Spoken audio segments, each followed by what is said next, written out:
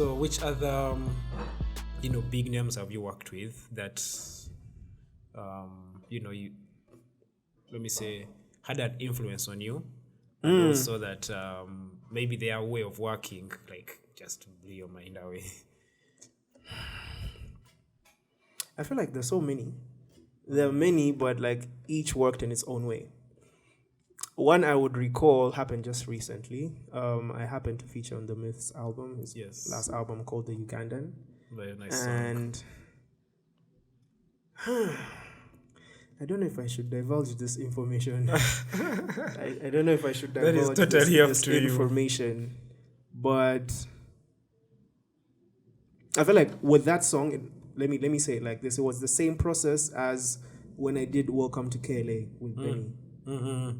Because actually, I was going to ask, we talked about with some guy, your Luganda verses, like guys like which one do you like, which one did you really kill it? And he's like, welcome to Clay. The guys are like, I'm like, because they are both dope, but so that's a process I'm trying to challenge myself with, because when I approached both songs, I'm approaching them like this. These are both, when you look at Benny Blizzak and you look at The Myth, these are two respected English rappers. They do what they do. They get busy. No one doubts that. But then when you're getting on a song with them, and it's not okay. Welcome to KLA was on my project, so it's my song. It's yours. But initially it was Benny's song. Okay. He came up with a concept. But then it's like when you're approaching such songs, at least for me as a rapper, my concern is, okay, we're both going to rap well.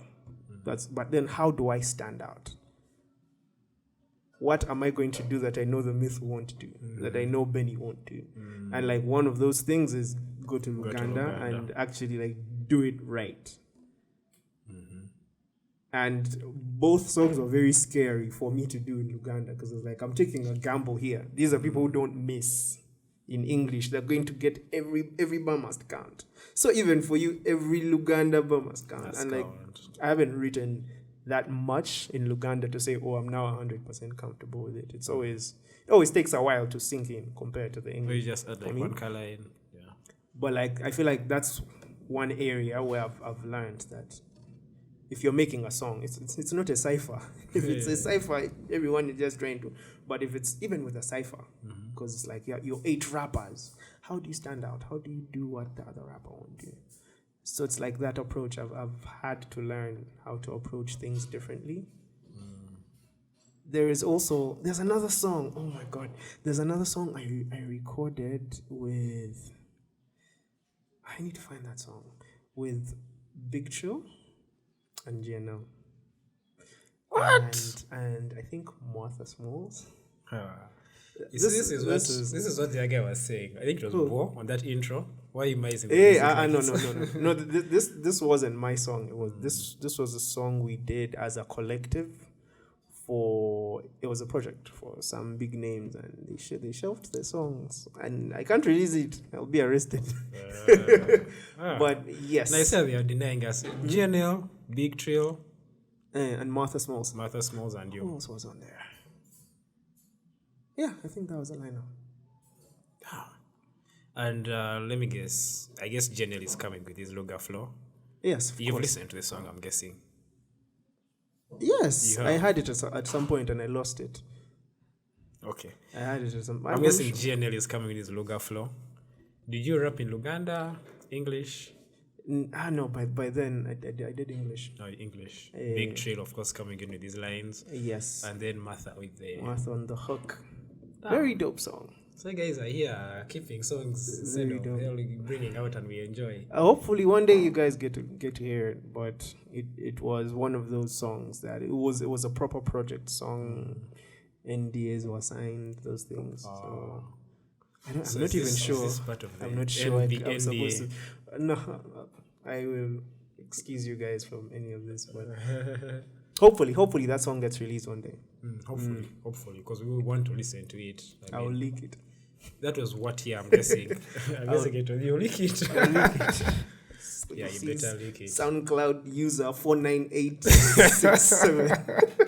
Guy with the catalog there, we don't profile pick no what, and he only has one song. That was a while back. That must have been like 2015, 2016, around there. Okay. And did you get to meet like GNL and at that time when you were recording the song, or it was these things where the guy said? No. I used to meet. The last time I met GNL was at Radio City.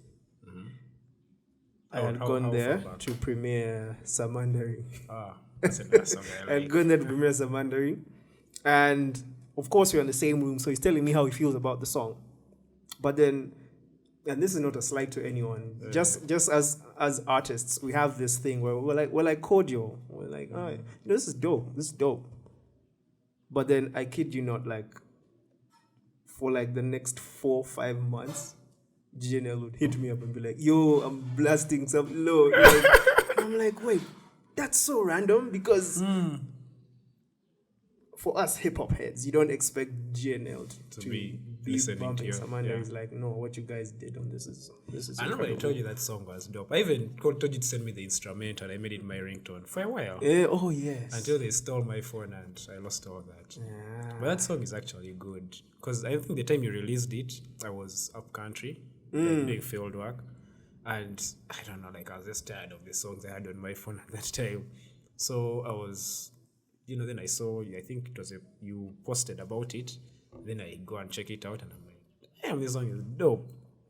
I said, listen to it.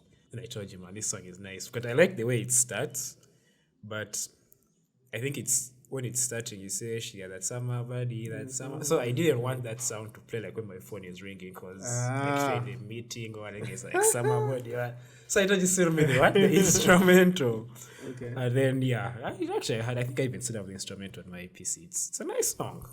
That's so many moments. Another one, Lillian Babazi, Blue 3 or former Blue 3, I don't know.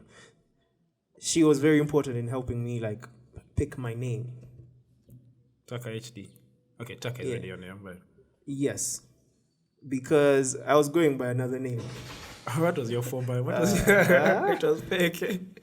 Next time you have Ortega on here, ask him. I think he'll tell you. I'll ask you. But during the final stages when I met Lillian, she was like, I don't like your artist name. And she was very blunt, and it was crazy because at first I'm like, okay, fine, you don't like it, but who do you think you are? Tell me. But then after a while, I'm like, she was like, your name is Taka.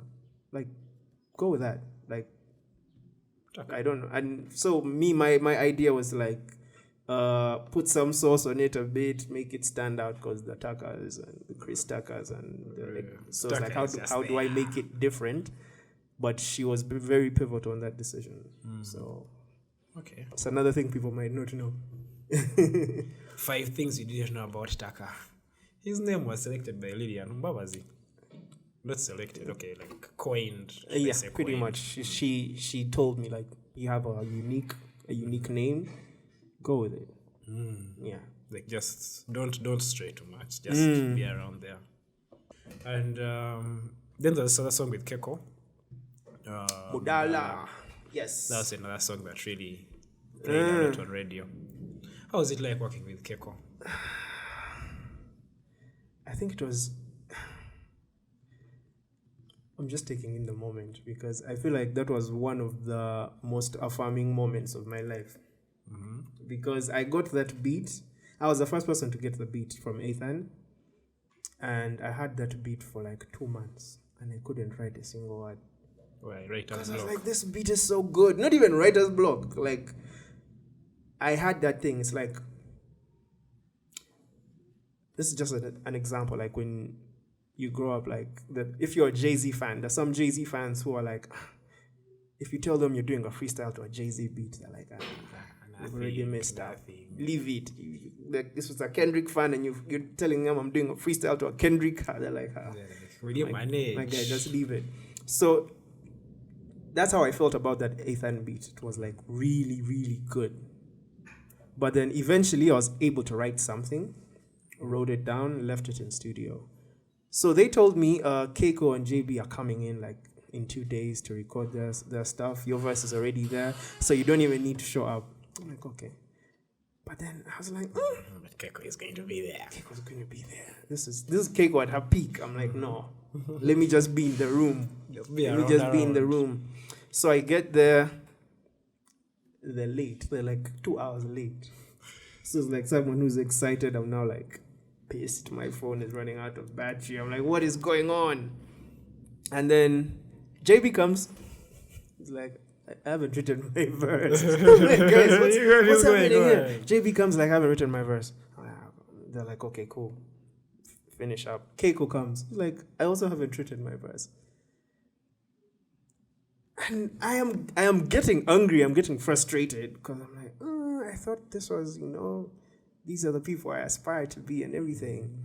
But then that was also a blessing in disguise because Keiko starts writing her verse while talking to us. Meanwhile, like we're in conversation here on the side. She's like, right? So she's telling us, she's had a long day, she just had a long day. So she was going through that with us, with Ethan. Ethan was there, JB was there.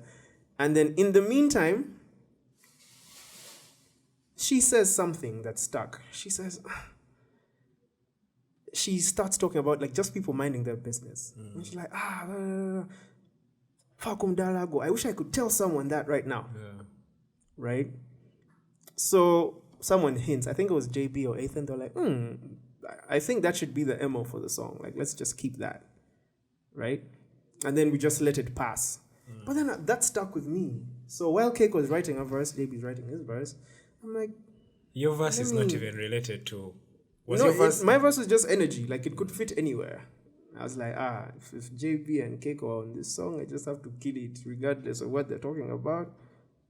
But then while they're writing, I start drafting up like a hook. I'm like, okay, if Keiko wants to center the chorus around this, because general consensus was like, let Keiko do the chorus. She can sing, she has a nice voice. So I start writing something, but in my mind, I'm like, I'm going to give it, I'm writing for Keiko, I'm going to give this to her. And when I gave it to her, she's like, what's this?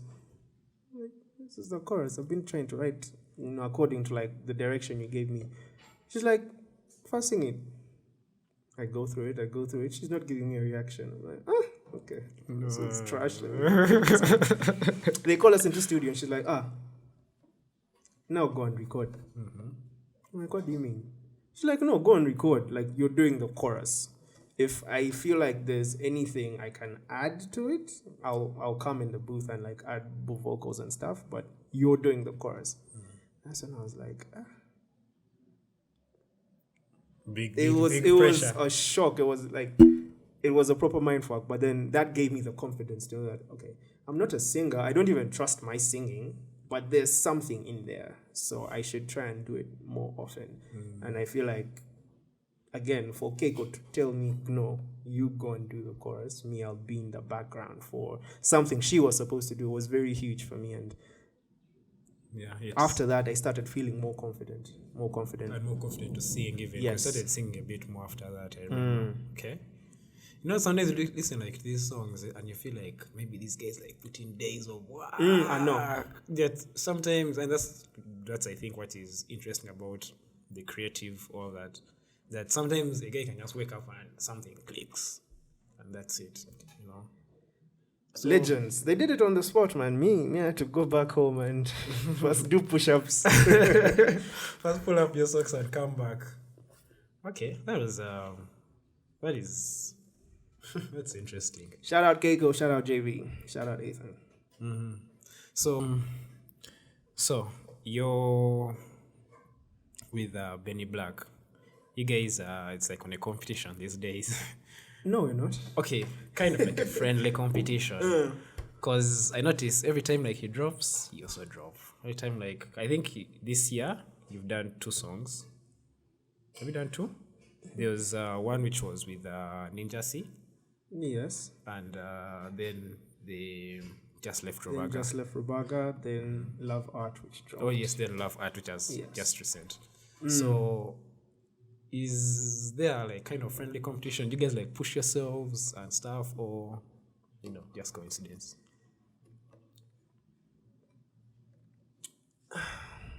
I don't think competition is the word. I was trying to find the actual word. But yes, there's a way we've been pushing each other from like so far back. Let me see. Because I think I met him in 2012. And by the time I met him, see, this is the problem I have with hip hop. By the time I met him, this shortly before I met him, I had a meeting with like Enigma, and they were telling me, there's this guy, and we think he's better than you. Why must he be better? like, Why can't he okay. just be dope? Yeah, why can it be like this dope guy who I think like you two would like work amazingly together? But that's just like the image they gave me of him. Like, there's this guy, I swear he's better than you. I swear if you two get on a track, he's going to kill you. So my first reaction was like, I need to like, watch this guy. But when we met and like that whole who's gonna kill who on a track, like, it really wasn't a thing. So it's like after we met, I realized he's actually a very cool guy, and up to now we're like brothers. So it's like the competition might be there, but it's more so.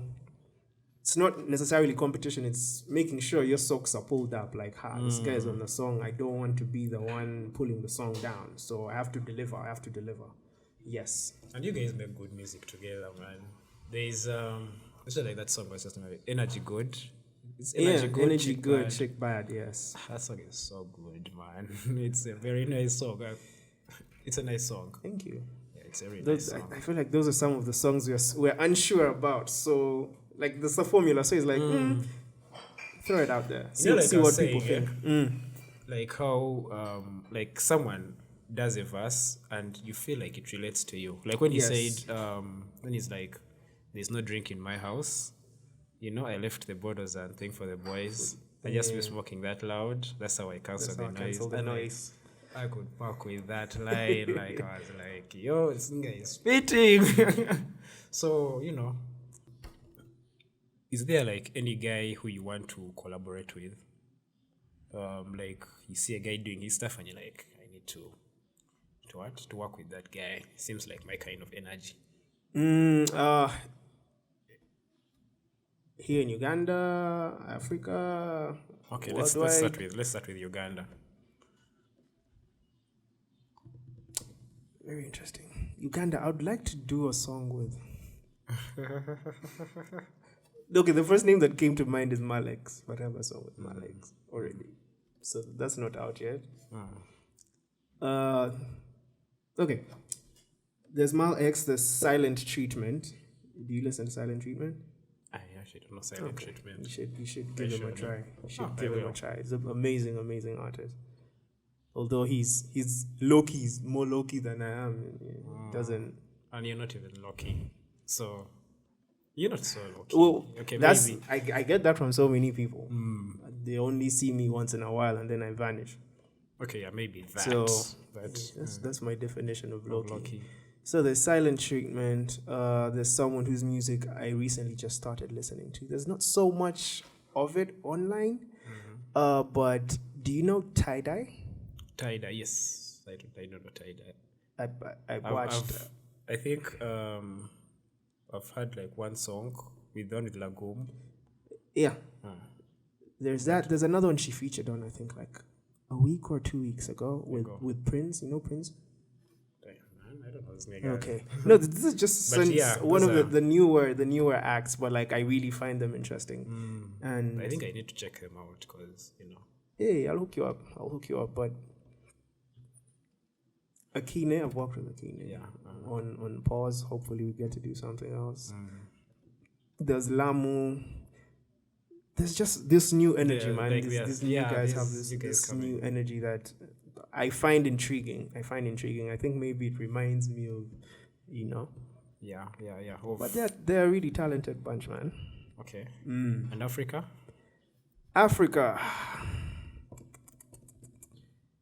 It's biased because I'm just going to put all my favorites. Number one would be Nasty C because I think that would make so much sense. You like Nasty C. I what? You like Nasty C. No, but he's good. Yeah, he is. He's good. So I can't feel guilty about that. He's good at what he does. And then just to squeeze it in there, it's like there's that bit that motivates me from him and other South African rappers that I got to know of, that at his age, he like pretty much does everything. He raps, he can produce, he can shoot the videos, he can edit them himself. So that is what you be like. Yes. So I was like, wow. That. So like it's really important because even with the resources he has and he's signed and whatever, he can still do. If all of these guys decide to say we are no longer working, he says it's cool. Yeah, exactly. So there's Nasty C. I would put MI on there because he's like a favorite from back in the day.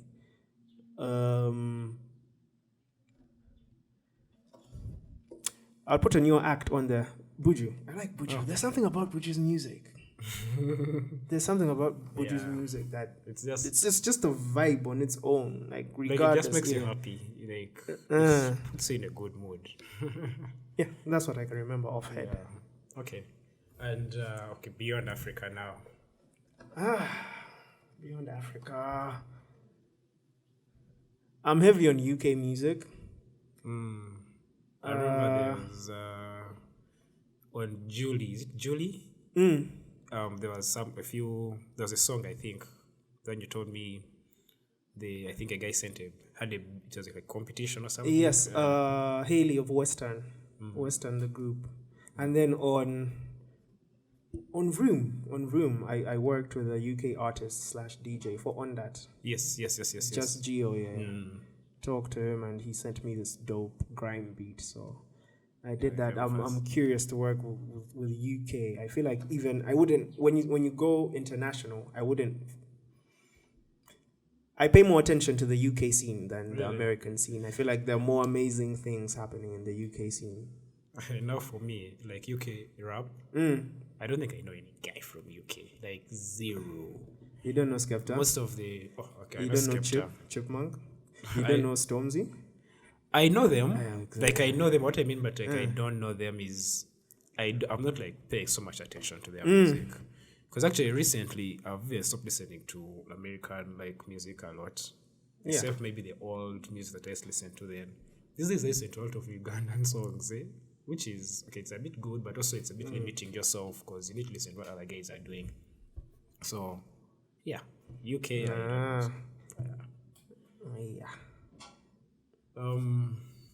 Okay, so how was you have a song with B-Flex? Yes, Benji. Pambana. Benji is actually a very good friend of mine. I've known him since I think Form 2. So when I saw B-Flex Dark HD, I'm like, okay, press play.